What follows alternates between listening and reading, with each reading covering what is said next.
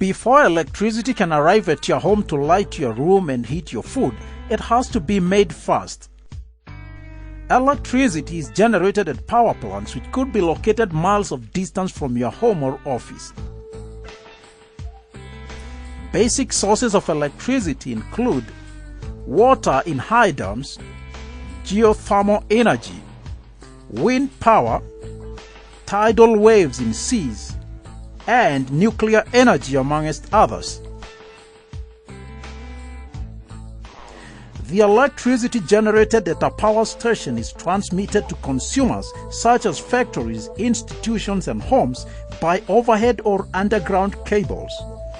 All power stations in a country are linked together by cables, and the power then distributed to the consumers. This ensures that the power is available to the consumers even when one of the power stations is shut down. This system of power cables connecting all the stations in a country to each other and finally to the consumers is called the national grid system.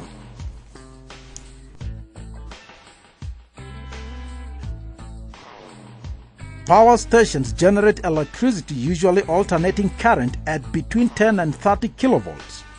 This voltage is then stepped up to between 130 to 400 kilovolts for transmission, so it lives at its most powerful form. In comparison, when it gets to your wall outlet, it's just about 120 or 240 volts. From the power plant, transmission lines carry electricity long distances from city to city or from town to town. And these lines are held up by transmission towers, which are the big structures you've seen along the highways. These towers are about 100 feet tall and can be made of either metal or wood. Transmission lines are actually bare aluminum or copper wires, which are conductors of electricity. They are thick to reduce resistance. Porcelain insulators hold the wires in place and keep electricity running through the wires and not through the tower itself. In addition to these wires carrying electricity, 1 or 2 ground wires protect the tower from lightning strike. These bare wires are not, however, safe to touch at any time.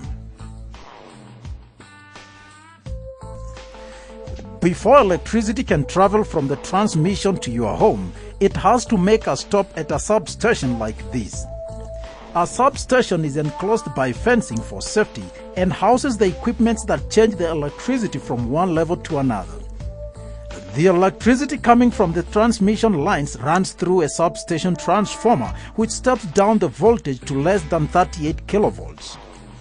This low voltage electricity is easier to handle. However, this low voltage is still high for consumers and is stepped down to appropriate values for domestic and industrial use. This comprises the distribution system.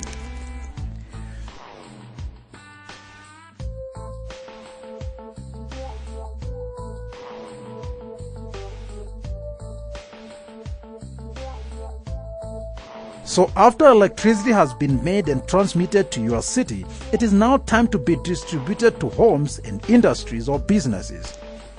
The distribution system carries electricity at lower levels for shorter distances from town to town or from neighborhood to neighborhood. Like a transmission system, these smaller distribution wires are held up by distribution poles or buried underground. The poles are typically 50 feet high and are mostly made of wood. At the top of the pole are the primary or main wires. These wires are coming from a nearby substation and can carry anywhere between 34.5 to 7.2 kilovolts, but the most common is 12 kilovolts. If the electricity is going to a home, there is typically just one wire. If going to a factory, there would be 3 wires because factories and businesses usually need more electricity than homes. These primary or main wires are often held up on the pole by a cross arm. The wires are held in place by insulators, which help to keep the cross arm and the pole from becoming energized by the wire. Another equipment found on a distribution pole is the lightning arrestor. This is similar to a surge protector in your home. It protects the pole equipment from being harmed by lightning. At about the same level is the cutout. A cutout is similar to a fuse in your home. It protects the pole and the equipment from too much electricity. If an object like a tree branch would come in contact with the wire, the cutout would open, indicating a problem with that section of the line.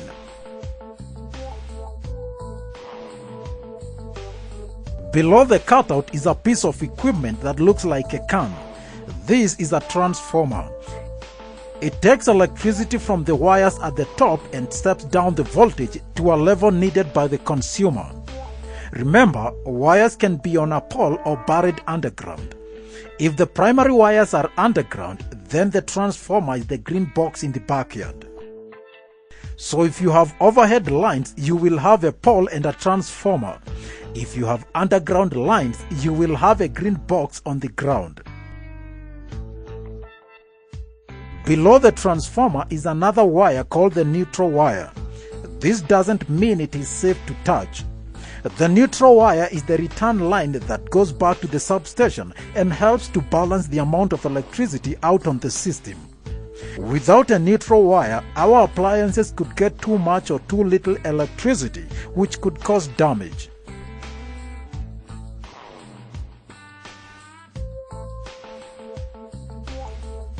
On your screen is a schematic representation of the transmission system.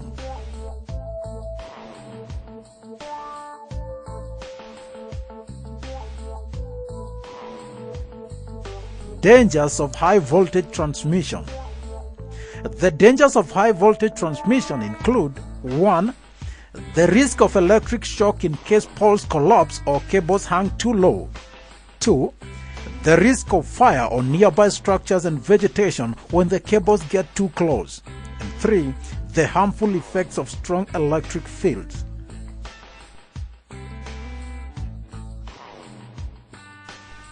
Let us look at power losses during transmission. The power dissipated in a circuit is given by P is equal to VI.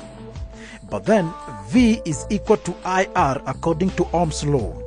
And therefore, P is equal to I squared R, where I, V and R are current, voltage and resistance respectively. What this means is that for a given resistance in a circuit, when the current is high, the power loss is large, and when the current is low, the power loss is small.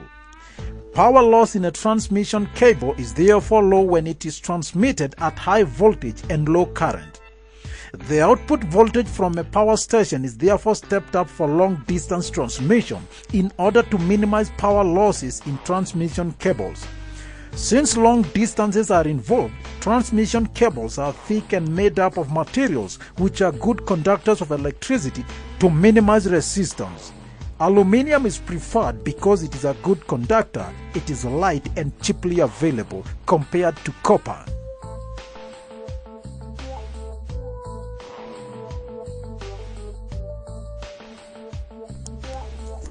For example, the resistance of a length of a power transmitting cable is 10 ohms and is used to transmit 11 kilovolts at a current of 1 amperes. If this voltage is stepped up to 160 kilovolts by a transformer, determine the power loss.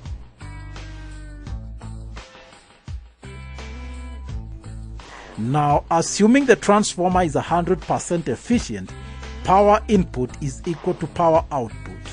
V1I1 is equal to V2I2. 11,000 times 1 is equal to 160,000 times I2. I2 is equal to 11,000 over 160,000. That gives us 0.069 amperes. Power loss is given by I squared R. If we multiply that, we get 0.048 watts.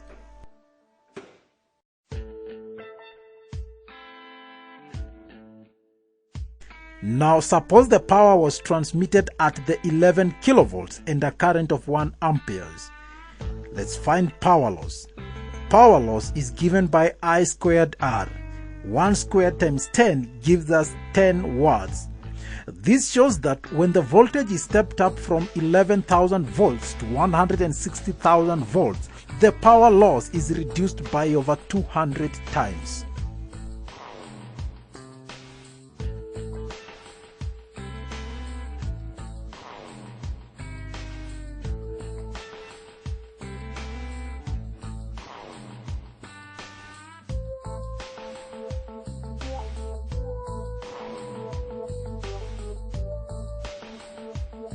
Let us now look at how the electrical system works in your home.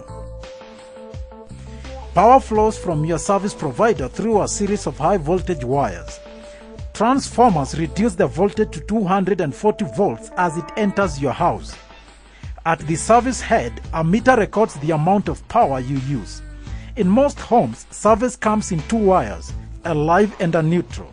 The live wire carries 240 volts, runs to the main switch and down to the bus bar, being the link of the main panel. Individual circuits connected to one of these bars supply 240 volts to the switches and outlets in your house. Each circuit is connected by a circuit breaker which trips, stopping the flow if the circuit becomes overloaded. Electricity travels in a loop or a circuit. Once the circuit is broken, either by a circuit breaker, a switch or a fuse, the current ceases. The current enters through the live wire, usually red or brown, and returns via the neutral wire, usually black or blue. Most systems will have an earth wire, either green, yellow or bare copper wire. This is connected to the neutral bound service panel, which is directed on a path to the ground. When an overload happens and the breaker is tripped, the current is discharged to the earth. A number of switches and outlets will be connected to the circuit in your home, although some heavy users such as refrigerators may have their own dedicated circuits. The current is carried by insulated copper wires throughout your house. The larger the wire, the more the current they can carry. If a wire uses more current than it's ready for, it will overheat. That's why a sensitive circuit breaker is so important. A switch completes the circuit when it's turned on and interrupts it when it is shut out. This is a schematic representation of the consumer fuse box. It consists of the following. The live bus bar. This is a brass bar connected to the live wire through the main switch. The live wire of each circuit is connected to it through a fuse. Neutral bus bar. This is a brass bar to which all the neutral wires of such circuits are connected. And finally, earth terminal. The terminal may be a bus bar or a part of the fuse box if it is metallic. Whichever the case, the terminal is earthed either through water piping or through a thick copper bar buried deep in the earth.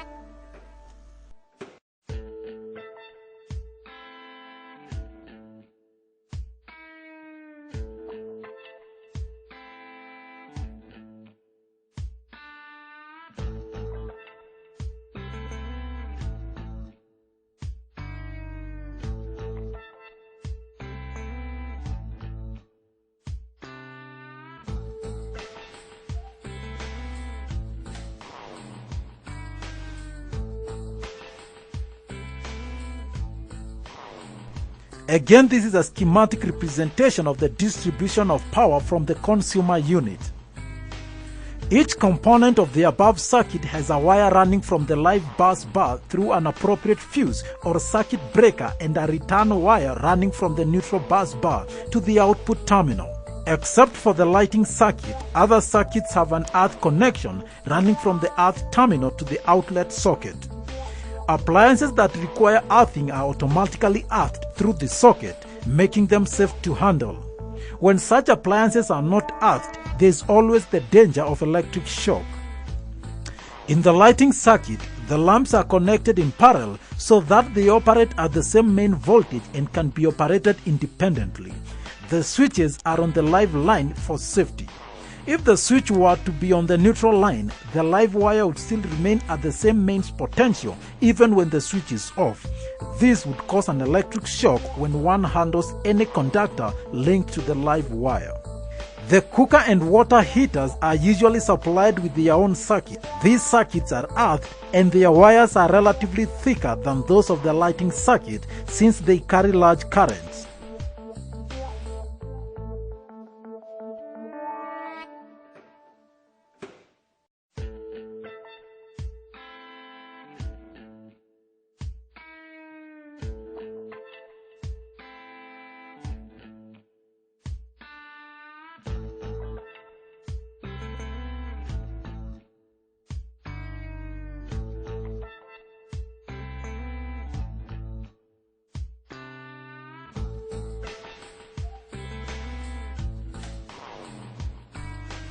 The two-way switch circuit. This is a circuit in which a lamp can be operated by any one of two switches.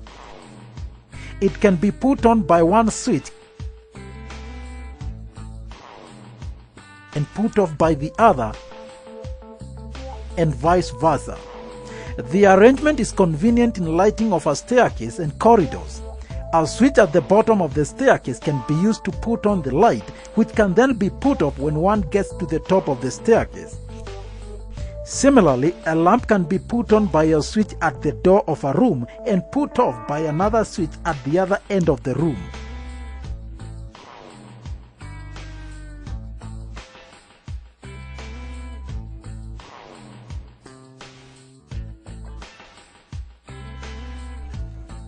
Fuses. Fuses are used to safeguard against excess currents in a circuit. A fuse consists of two metallic terminals fixed to a holder. A thin length of a fuse wire is stretched between these terminals. This type of a fuse is used to protect appliances that are highly sensitive to current fluctuations. If by any chance a high current passes through the appliance, the fuse wire melts, breaking the circuit.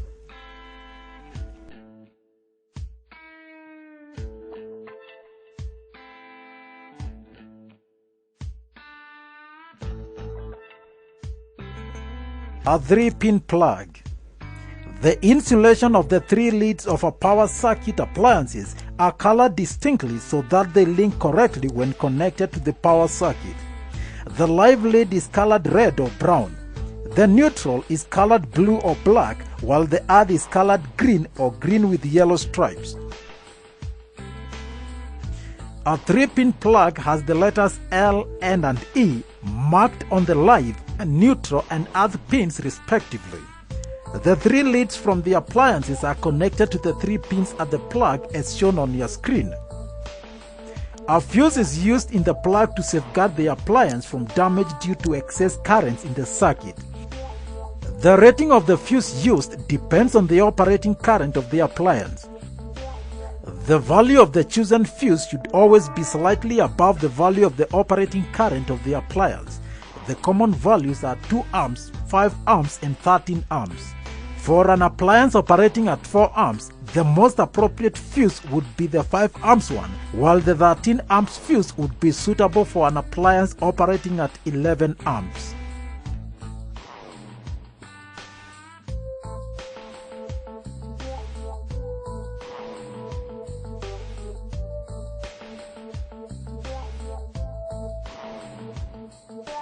Electrical energy consumption and costing. The kilowatt hour.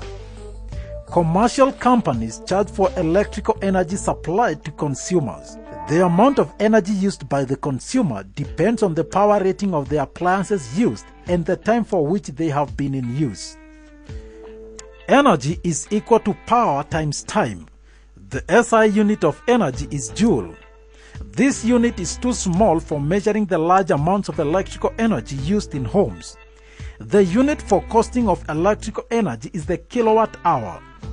The kilowatt hour is the electrical energy spent in 1 hour at the rate of 1000 joules per second or watts. Recall that 1 watt is equal to 1 joule per second. 1 kilowatt is equal to 1000 joules per second, which is equal to 1000 watts. Total energy spent is given by power times time. 1 kilowatt hour is equal to 1000 joules per second times 1 hour. That is 1000 joules per second times 60 times 60, which again gives us 3.6 times 10 to the power 6 joules, or 3.6 megajoules.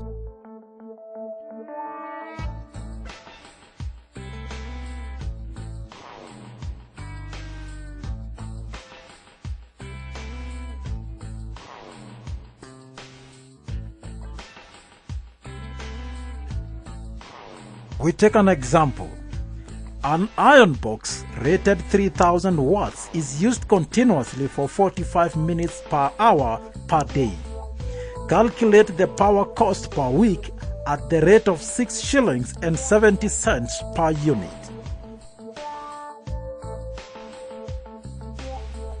In the solution, number of kilowatts is given by 3000 over 1000, which is equal to 3.0 kilowatts. Number of kilowatt hour per day is equal to 3 times 3/4, that is 45 minutes, that's 3/4 of an hour, times 1 hour times 24. Number of kilowatt hour per week is equal to 3 times 3/4 times 24 times 7 days. That gives us 378 kilowatt hour. Cost per week is 378 times 6.7, which gives us 2,532.60.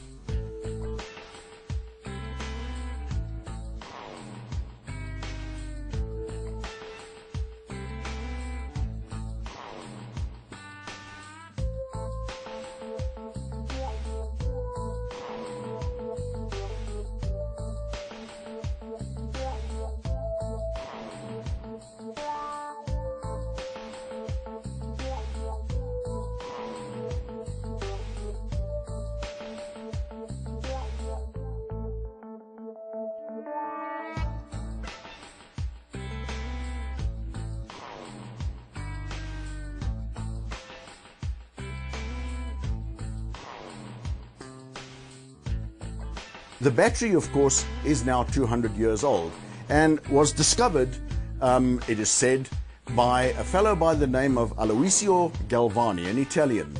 Galvani was in fact lecturing to some of his pupils. He was a lecturer in medicine. Mrs. Galvani was standing in the one end of the room and she was preparing the evening meal because this was done at his home. And Mrs. Galvani was busy attentively listening to her husband, but also skinning the frog's legs. She noticed that when she touched the frog's legs, a twitch occurred.